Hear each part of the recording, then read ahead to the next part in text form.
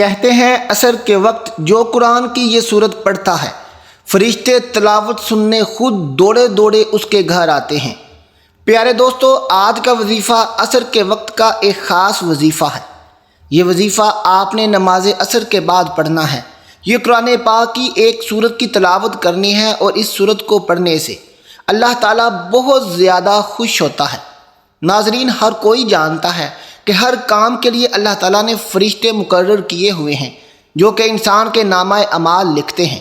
ہر فرشتے کا اپنا اپنا کام ہے جو اللہ تعالیٰ نے اس کے ذمے لگایا ہے۔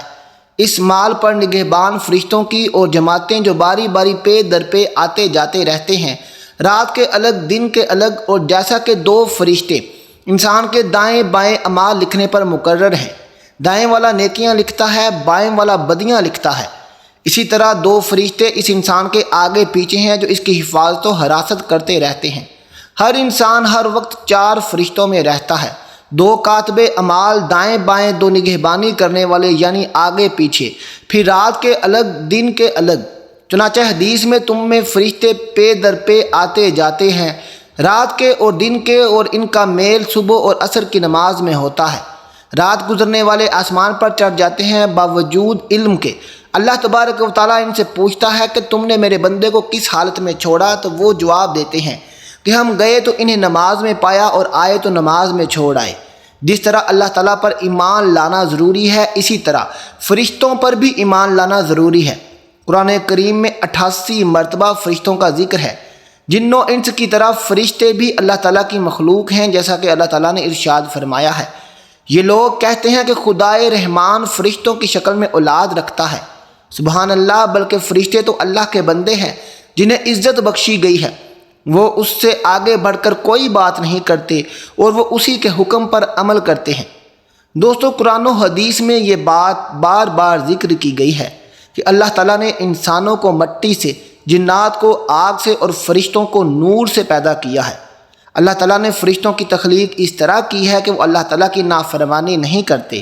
جو کام ان کے ذمے کیا گیا ہے وہ اسی میں لگے رہتے ہیں، جیسا کہ اللہ تعالیٰ نے قرآن کریم میں ارشاد فرمایا، اس جہنم پر سخت کڑے مزاج کے فرشتے مقرر ہیں جو اللہ کے کسی حکم میں اس کی نافرمانی نہیں کرتے، اور وہ وہی کرتے ہیں جس کا انہیں حکم دیا جاتا ہے۔ فرشتوں کو خالق کائنات نے ایسا بنایا ہے کہ وہ نہ کھاتے ہیں اور نہ پیتے ہیں، جیسا کہ اللہ تعالیٰ نے سورۃ الذریات میں آیت نمبر 24 سے 27 میں فرمایا۔ حضرت ابراہیم علیہ السلام کے پاس آنے والے مہمانوں کا تذکرہ کیا ہے جو کھانا نہیں کھا رہے تھے، تو حضرت ابراہیم علیہ السلام کو ان پر شک و شبہ ہوا۔ بعد میں حضرت ابراہیم علیہ السلام کو معلوم ہوا کہ یہ تو فرشتے ہیں اور فرشتوں کی فطرت میں کھانا پینا نہیں ہے۔ اسی طرح فرشتے نہ مرد ہوتے ہیں نہ عورت۔ سورۃ الصفات آیت نمبر 149 سے 151 میں اللہ تعالیٰ نے مشرکین مکہ کے عقیدہ کی تردید کی ہے کہ وہ فرشتوں کو اللہ تعالیٰ کی بیٹیاں کہا کرتے تھے۔ جس طرح اللہ تعالیٰ کی ذات پر ایمان لانا ضروری ہے، اسی طرح نور سے پیدا ہوئی مخلوق یعنی فرشتوں پر بھی ایمان لانا ضروری ہے۔ اللہ تعالیٰ نے قرآن کریم میں تقریباً 88 مرتبہ فرشتوں کا ذکر فرمایا ہے۔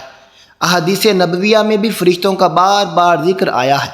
اللہ تعالیٰ نے سورۃ البقرہ آیت نمبر 285 میں فرمایا، یہ سب رسول اور تمام مسلمان اللہ پر، اس کے فرشتوں پر، اس کی کتابوں پر اور اس کے رسولوں پر ایمان لائے ہیں۔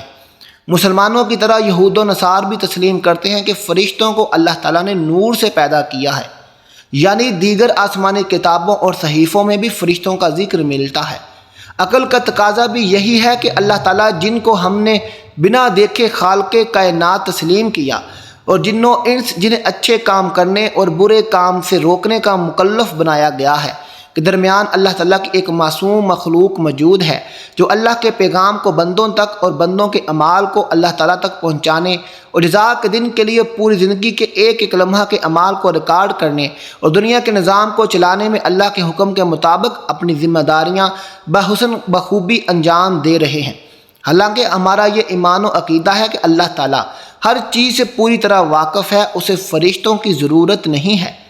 چنانچہ دنیا کے ہر مذہب میں کسی نہ کسی شکل میں فرشتوں کا تصور موجود ہے۔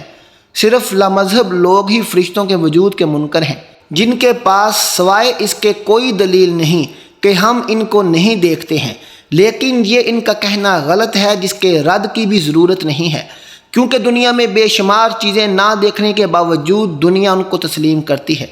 مثلا عقل دنیا میں کسی بھی شکل میں موجود نہیں، لیکن ساری دنیا تسلیم کرتی ہے۔ فرشتے اللہ تعالیٰ کے حکم سے اپنی اصل شکل کے علاوہ کسی دوسری شکل میں بھی ظاہر ہو سکتے ہیں۔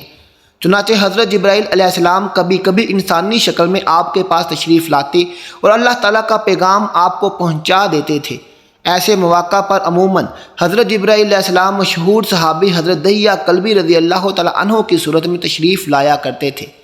حضرت جبرائیل علیہ السلام 3 مرتبہ اپنی اصل صورت میں تشریف لائے تھے، ایک نبوت کے بالکل ابتدائی دور میں، دوسری بار خود حضور اکرم صلی اللہ علیہ وسلم نے حضرت جبرائیل سے ان کی اصل صورت میں دیکھنے کی خواہش ظاہر فرمائی تھی، اور تیسری مرتبہ معراج کے موقع پر۔ حضرت ابراہیم، حضرت مریم اور حضرت لوط علیہ السلام کے قصوں میں بھی قرآن کریم میں مذکور ہے کہ فرشتے انسانی شکل میں ان کے پاس آتے تھے۔ نیز بخاری، مسلم، دیگر اسلامی کتبوں اور حدیث میں بھی حضرت عمر فاروق رضی اللہ تعالیٰ عنہ سے مروی ہے کہ حضرت جبرائیل علیہ السلام نبی اکرم کے پاس ایک آدمی کی شکل میں تشریف لائے تھے، جبکہ آپ صحابہ کرام کے درمیان تشریف فرما تھے، اور حضرت جبرائیل علیہ السلام نے لوگوں کی تعلیم و تربیت کے لیے ایمان، اسلام اور احسان کے متعلق سوالات کیے تھے۔ فرشتوں کی تعداد اللہ تعالیٰ کے علاوہ کوئی نہیں جانتا۔ اللہ تعالیٰ فرماتا ہے تمہارے پروردگار کے لشکر کو اللہ کے علاوہ کوئی نہیں جانتا۔ چند فرشتوں کے نام کا تذکرہ قرآن و حدیث میں موجود ہے۔ قرآن کریم میں 3 جگہ پر حضرت جبرائیل علیہ السلام کا تذکرہ صراحت کے ساتھ آیا ہے۔ بعض آیات مثلا سورۃ التکویر 20 اور سورۃ النجم میں 5 اور 6 آیات میں حضرت جبرائیل علیہ السلام کا تذکرہ ان کے نام کے بغیر ورد ہوا ہے۔ سورۃ البقرہ آیت نمبر 98 میں حضرت جبرائیل اور حضرت میکائیل علیہ السلام دونوں کا تذکرہ موجود ہے۔ دوستو، جو بندہ عصر کے وقت قرآن کی یہ صورت پڑھتا ہے، جو کہ بہت ہی پیاری صورت ہے، یہ وہ صورت ہے جو صورت نازل ہوئی تو اس کے ساتھ 70 فرشتے زمین پر اترے، تو اس صورت کی قدر کیجیے۔ ناظرین، یہ صورت سورۃ الانعام ہے۔ حضرت جابر بن عبداللہ رضی اللہ تعالیٰ عنہ سے مروی ہے کہ رسول اللہ صلی اللہ علیہ وسلم کا ارشاد ہے کہ جو شخص سورۃ الانعام کی ابتدائی 3 آیات کی تلاوت کرے تو اللہ تعالیٰ اس پر 40,000 فرشتے مقرر فرما دیتے ہیں، جو اس کے لیے قیامت تک اپنے عبادت کے برابر ثواب لکھتے رہتے ہیں۔ اگر آپ اس سورت کی تلاوت کرنا شروع کریں گے تو آپ کے گھر 40,000 فرشتے آئیں گے، اللہ کی رحمتیں برکتیں لے کر، اور یہ فرشتے قیامت تک آپ کے نامہ اعمال میں عبادت کا ثواب لکھتے رہیں گے۔ عصر کی نماز کے بعد اس سورت کی ایک بار تلاوت لازمی کریں۔ یہ سورت 7ویں 8ویں پارے کی سورت ہے۔ اگر آپ یہ سورت پوری نہیں پڑھ سکتے تو عصر کے بعد اس کی پہلی 3 آیات لازمی پڑھیں۔ پیارے دوستو، آپ روزانہ عصر کے بعد یا فجر کے بعد ان 3 آیات کو لازمی پڑھیں۔ جب آپ ان آیات کو پڑھیں گے تو آپ کے دل میں آپ کی جو حاجت ہوگی انشاءاللہ ہاتھ اٹھانے سے پہلے ہی وہ قبول ہو جائے گی۔ سورۃ الانعام قرآن مجید میں مذکورہ صورتوں کی ترتیب کے لحاظ سے پہلی مکی صورت ہے، اور اس کا مرکزی مضمون یہ ہے کہ اس میں اسلام کے بنیادی عقائد جیسے اللہ تعالیٰ کے وجود، اس کی وحدانیت، اس کی صفات اور اس کی قدرت کو انسان کے اندرونی اور بیرونی شہادتوں سے ثابت کیا گیا ہے۔ وحی اور رسالت کے ثبوت اور مشرکین کے شبہات کے رد پر عقلی اور حسی دلائل پیش کیے گئے ہیں۔ مرنے کے بعد دوبارہ زندہ کیے جانے، قیامت کے دن اعمال کا حساب ہونے اور اعمال کی جزا ملنے کو دلائل سے ثابت کیا گیا ہے۔ اس کے علاوہ اس صورت میں یہ مضامین بیان کیے گئے ہیں جو کہ درج ذیل ہیں۔ نمبر 1، زمین میں گھوم پھر کر سابقہ لوگوں کی اجڑی بستیاں، ویران گھر اور ان پر کیے ہوئے اللہ تعالیٰ کے عذاب کے آثار دیکھ کر ان کے انجام سے عبرت حاصل کرنے کی ترغیب دی گئی ہے۔ نمبر 2، جانور ذبح کرنے اور ذبح شدہ جانوروں کا گوشت کھانے کے احکام بیان کیے گئے اور اپنی طرف سے حلال جانوروں کو حرام قرار دینے کا رد کیا گیا۔ نمبر 3، والدین کے ساتھ احسان کرنے، ظاہری اور باطنی بے حیائیوں سے بچنے، تنگدستی کی وجہ سے اولاد کو قتل نہ کرنے اور کسی کو ناحق قتل نہ کرنے کا حکم دیا گیا ہے۔ نمبر 4، حضرت ابراہیم علیہ السلام اور ان کی قوم کا واقعہ بیان کیا، اور آخر میں قرآن اور دین اسلام کی فضیلت بیان کی گئی ہے۔ جو شخص سورہ انعام کی اول 3 آیتوں کی قرأت کرے گا تو اللہ جل شانہ اس کے لیے 70,000 فرشتے بھیجتا ہے جو اس کے لیے مغفرت طلب کرتے رہیں گے۔ ان کے اعمال کی مثل اس کے لیے اجر ہوگا۔ جب قیامت کا دن ہوگا تو اللہ تعالیٰ اس کو جنت میں داخل فرمائیں گے۔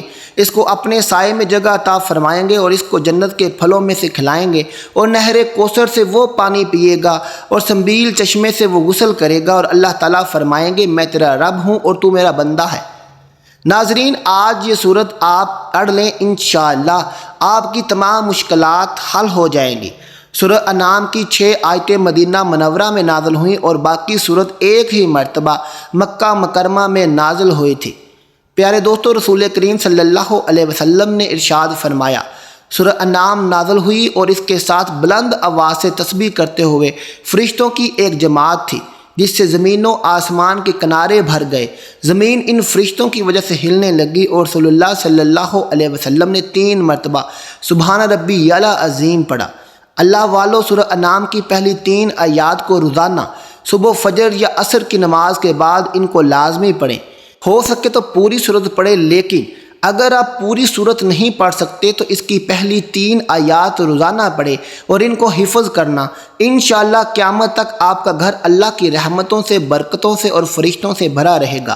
جس گھر میں فرشتے ہوتے ہیں اس گھر میں اللہ کی رحمت آتی ہے، برکتیں آتی ہیں اور ڈھیر سارا رزق آتا ہے، اور امید مانگے اس بندے کی ہر حاجت پوری ہو جاتی ہے۔